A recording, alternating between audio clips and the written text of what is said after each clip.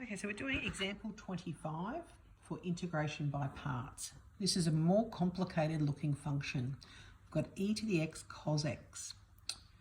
And we're going to start by doing something that you might think would be the way you go. We're going to say that f equals e to the x and g dash equals cos x. Then f dash equals e to the x and g equals integral of cos sine x. So my integral of e to the x cos x, I'm just going to leave the dx out because I just can't fit room, but imagine it's there.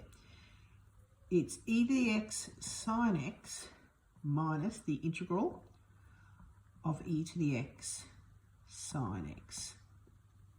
Oh, I've got to put the dx's in, I can't leave them out, it's wrong. Now, you kind of think, I didn't really get anywhere with that.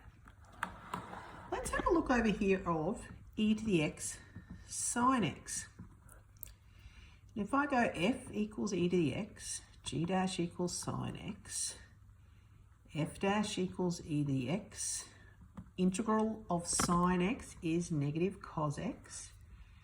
So the integral of e to the x sine x dx equals f times g, which is negative e to the x cos x, take the integral of e to the x negative cos x dx. I'm just going to rewrite that as negative e to the x cos x plus the integral of e to the x cos x dx. And you get that feeling that you're just going around in circles. And you're like, I'm not getting anywhere, but you actually are. We can be a little bit tricky here. So let's take this and pop it back over here. So I've got the integral of e to the x cos x equals e to the sine x. Take now the integral of e to the x sine x. So let's put in what we have over here. And that's negative e to the x cos x. So we're putting in what we did over here, plus the integral of e to the x cos x. We have, it's like an algebraic equation, and we have two integral of e to the cos x. So we're going to do some manipulating to get them on the same side. Sorry about the glare.